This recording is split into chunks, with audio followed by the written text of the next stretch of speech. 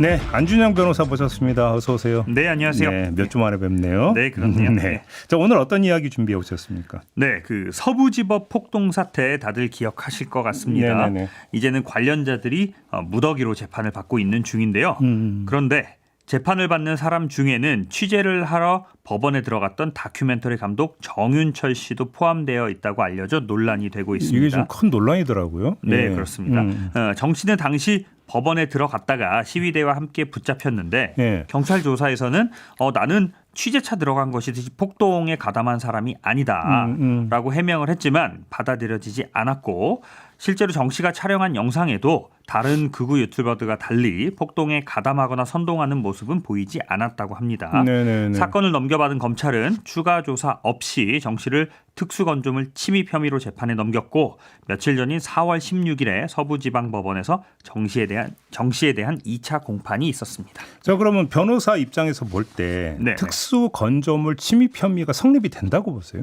예, 일단 그 특수건조물 침입이 뭐냐면 그 벌금형이 없고 5년 이하의 징역형만 있는 중범죄인데요. 오, 예. 형법엔 이렇게 써 있습니다. 단체 또는 다중의 위력을 보이거나 위험한 물건을 휴대하여 건조물에 침입한 경우라고 돼 있거든요. 근데 이 사안에서 문제가 되는 건 두 가지인데 첫 번째로 일단 정 감독이 과연 그 나머지 폭도들과 함께 다중의 위력을 보인 적이 있느냐가 문제가 될 것 같고요. 네네네. 두 번째는 애초에 취재 목적으로 들어간 것을 두고 주거 침입이라고 볼 수가 있느냐 그것도 쟁점인 것 같습니다. 네. 근데 이제 한쪽에서는 이제 침입이라는 두 글자를 가지고 아니 소부지법에 들어간 건 맞지 않냐? 네네네. 뭐 이런 식으로 얘기하는 것 같은데. 네네. 뭐 그런 식으로 좀 기계적으로 해석해서 수사를 하고 기소를 한 것 같은데요. 네. 문제는 그 형법에서는 객관적인 행위도 중요하지만 주관적 의사로서의 고의도 굉장히 중요하거든요. 그래서 수사기관에서는 그 주관적 의사도 확실하게 입증을 해야만 하고요. 그런데 이 사건을 보면 그 총 재판을 받게 된 사람이 63명인데요. 정 씨 빼고 62명이 전부 다 구속이 됐어요. 네. 네, 그러니까 정 씨만 지금 불구속 상태에서 재판을 받고 있고 그리고 그 주관적 고의가 있다고 해도 위법성 조각 사유가 될 수도 있어요. 취재를 목적으로 들어갔기 때문에. 그렇죠, 그렇죠. 그리고 제일 간단하게 생각을 해보면 당시에 같이 있었던 JTBC 기자들도 있었대요, 현장에. 네, 맞아요. 근데 기자들은 기자 출입증 보고 바로 다 석방이 됐다고 해요. 그러니까 과연 다큐멘터리 감독과 기자 어쨌든 둘 다 영상을 제작하는 사람들이고 같은 목적으로 들어갔는데 한쪽은 처벌하고 한쪽은 처벌하지 않을 수 있냐. 예. 제가 볼 때는 그래서 이게 좀 기계적으로 수사랑 기소가 이뤄진 게 문제라고 생각을 합니다. 예. 그냥 대충대충 한 거 아닙니까 혹시? 그랬을 거라고 보여요. 왜냐하면 이게 당시에 63명이었잖아요. 예. 그리고 전부 다 구속이 됐단 말이에요. 예. 그럼 검사 입장에서는 이 63명에 대해서 뭐 적어도 2주 안에는 공소장을 다 써서 기소를 해야 되는 상황이었으니까 좀 수사가 좀 제대로 이루어지지 않았고 기소 단계에서도 좀 고려를 하지 않았냐, 좀 성급했다고 봅니다. 지금 변호사님 말씀은 이제 JTBC 기자들이 이제 바로 그러니까 기자증 보여주니까 바로 이제 했다는 거 보니까. 네네네. 그럼 정 감독 같은 경우는 당신이 다큐 감독이잖니 내가 어떻게 알아? 몰라. 네네. 그냥 이렇게 하고 그냥 쉽게 생각한 거 아니냐라는 거죠. 뭐 그랬을 가능성도 있을 것 같아요. 뭐 1차적으로는 이 수사를 담당했던 경찰들이 송치한 것에 좀 문제가 있고 또 2차적으로는 결국 이거 기소한 사람은 검사잖아요. 그러니까요. 공소장을 작성한 검사도 좀 문제가 있다고 보는데 물론 이제 제가 뭐 사건 기록을 들여다보거나 아직 재판 중이기 때문에 뭐 검사가 봤을 때 뭐 어떠한 유죄의 증거가 더 있는지는 모르겠지만 지금까지 드러난 사정만 봐서는 좀 굳이 이런 사정까지 기소를 할 필요가 있었을까 이런 생각이 드는 것은 맞습니다. 아무튼 그러면 기소 과정이 어땠든지 간에 네. 기소를 하고 나서 보니까 네네. 아니네 이럴 수 있잖아요. 그럴 수 그러면 있죠. 공소 예. 취소하면 되잖아요. 근데 왜 안 해요? 그러니까 참 저도 이게 좀 법조인으로서 이런 얘기를 해도 될지 모르겠지만 예. 원칙은 그렇죠. 예. 예. 근데 실제로 한 번도 검사가 예. 기소를 해놓고 예. 재판 중에 우리 기소가 잘못됐으니 공소를 취소하겠습니다. 라는 걸 본 적은 없어요. 들어본 혹시 적도 없고. 그렇게 공소 취소하면 자기 과실을 인정하는 거니까 혹시 인사평정에 불리하다 혹시 이런 식으로 생각하는 걸까요? 뭐 그런 것도 있고요. 아니 근데 자기 인사평정 아니 뭐 이 정 감독이 지금 인생에 걸린 문제인데 그게 더 중요한 건가요? 근데? 네, 안 그래도 이번에 정 감독이 예. 법원에 나와서 이거는 무죄를 다툴 사안이 아니고 공소 제기 자체가 잘못됐으니 검찰 측에서 공소를 자진해서 취소해라라고 예. 주장을 했다고 해요. 예. 근데 이제 그 검찰에서는 이에 대해서 재판부가 의견을 물으니까 이건 뭐 어디까지나 정 감독의 일방적인 주장에 불과하고 그럴 생각이 없다 이렇게만 짧게 얘기했다고 합니다. 네. 근데 이제 사실은 검사의 의무가 어떠한 범죄 혐의를 찾아내서 기소해서 유죄를 받게 하는 것만에 국한된 것은 아니거든요. 왜냐하면 우리 형사소송법 제 195조를 보면 네. 검사는 피의자에게 유리한 상황도 모두 고려하라라고 써 있어요. 아, 그런 조항이 있어요? 예? 이거를 법적으로 검사의 객관 의무라 그래요. 객관 의무. 예. 그래서 사실 검사는 무죄를 밝혀줄 의무가 있어요. 검사한테도. 근데 우리나라 검사들은 자기들한테 그런 의무가 있는지 잘 모르는 게 아닌가 이런 생각을 좀 듭니다. 예. 그러면 공소 취소를 안 하고 버티면 네. 일단 재판은 진행이 될 수밖에 없고 그렇습니다. 판결까지 나와야 되는 거잖아요. 그렇죠. 그럼 판결이 어떻게 나올까요?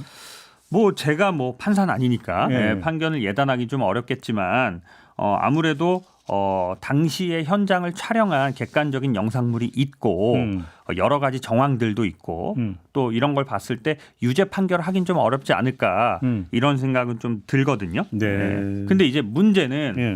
이 재판 과정도 굉장히 좀 지난할 뿐만 아니라 정 감독 입장에서는 계속 범죄 피의자를 받는 피고인 신분으로 재판에 나가는 것 자체도 굉장히 좀 억울해하고 있는 상황이라는 거죠. 근데 지금 이 정 감독이 다른 그 기소된 폭도들과 같이 재판받고 있다면서요? 네, 근데 물론 이제 재판부가 좀 배려를 해줬다고 해요. 그래서 기일은 따로 잡고 있어요. 기일은 따로? 예, 기일은 따로 잡아서 혼자 재판을 받고는 있는데 예. 형식적으로는 아직 공범으로 묶여 있고 같은 사건이기 때문에 여기서 조금 문제가 발생을 하는 게요. 형사 재판에서는 공범끼리는 그 기록이 하나예요. 한 권이에요. 아, 그래요? 그러니까 무슨 말이냐면 다른 공범들의 사건 기록을 다 볼 수가 있어요. 그럼 그럼 그 안에 이 사람의 진술 내용은 물론이고 개인 정보, 뭐 가족 관계, 뭐 직업 등등 여러 가지 신상 정보를 거의 다 볼 수 있단 말이죠. 오. 그래서 2차 가해가 이뤄질 우려가 있다. 이게 바로 정 감독 측의 주장입니다. 그럼 정 감독이 서부지법에 가서 취재했던 일련의 과정도 다 기록이 되어 있을 거고. 그렇죠. 뭐 그러면 거기에는 어떠니까 폭도들 입장에서는 나를 이렇게 취재했어 이 사람이 이렇게도 갈 수 있는 거잖아요. 네, 그래서 이제 정 감독이 뭐 의견서를 제출하면서 이미 2차 가해가 이뤄지고 있다. 네. 그래서 사건을 분리해달라 요청을 이미 공식적으로 해놓은 상태인데 재판부가 이 사건을 분리할지 말지는 아직 결정은 안 났다고 합니다. 그래요? 네. 그러니까 재판부 결정을 좀 봐야 되겠네요. 그러면. 네, 그렇죠. 근데 그나저나 이런 식으로 전개가 된 사건이 또 있었습니까 혹시 전례?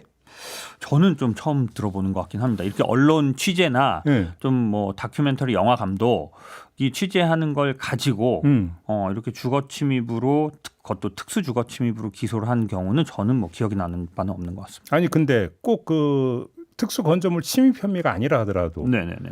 누가 보더라도 이게 아닌데 네네. 무리하게 기소해서 네네. 재판까지 갔던 그런 경우는 범위를 넓히면 제가 봤을 때 뭐 정확히 기억이 나진 않지만 예. 사실은 대부분 무죄가 나오는 사안들은 그렇죠. 좀 무리하게 기소가 되는 경우가 많아요. 예. 저희가 뭐 영화에서 보는 것처럼 예. 재판 중에 갑자기 막 새로운 드라마틱한 증거가 나와서 무죄가 나온 케이스는 사실 별로 없고 검사가 좀 사건 기록을 꼼꼼히 보고 좀 피고인의 입장에서 생각을 했더라면 기소를 안 했을 사안들이 대부분 무죄 판결로 나오는 경우. 그러면 마지막으로 그래서 재판부에서 판단을 했는데 이거는 이 사람 무죄. 네네. 무죄 그러니까 그 판단을 내리면서 검찰의 기소가 무리했다 예를 들어서 네네. 만약 이런 식으로 그 밝힌다면 네네. 해당 검사는 어떻게 되는 겁니까? 사실 해당 검사에게는 뭐 불이익은 없습니다. 불이익이 예. 없습니까? 네, 뭐 검사는 자기의 그 주관적인 판단에 따라서 기소 여부를 결정하는 거기 때문에 네. 뭐 나중에 무죄가 나온다고 검사가 징계를 받지는 않는데 예. 다만 국가를 상대로 배상 청구 소송을 할 수는 있는데요. 예. 이 경우에도 좀 구금일을 기준으로 보통 산정이 되기 때문에 좀 유의미한 배상을 받으려면 사실은 구속이 됐거나 좀 수감 생활을 오래 해야만 좀 액수가 좀 현실적인 액수가 나오고요. 불구속 상태면 또 그것도 별로고. 불구속 상태면 뭐 그냥 교통비에다가 변호사 비용 정도 그 정도만 받을 수 있습니다. 검사가 뭐 신이 아니니까 실수할 수도 있겠죠. 그렇죠. 근데 이거는 실수의 범주로 놓기도 힘든 부분이잖아요. 이 사례 같은 경우는. 그렇죠. 그리고 이렇게 재판 과정 중에 좀 명백하게 좀 무죄의 사정이 좀 보인다면 앞으로는 좀 검찰 내부에서도 공소를 취소하거나 아니면 공소장을 최소한으로 변경하거나 좀 이렇게 피고인의 이익을 위해서 객관 의무 제가 아까 말씀드린 그 객관 의무에 좀 더 충실하는 모습을 보여줄 필요가 있지 않나 그렇게 생각합니다. 알겠습니다. 오늘 이야기 이렇게 좀 마무리할게요. 고맙습니다. 네, 감사합니다. 안준영 변호사와 함께했습니다.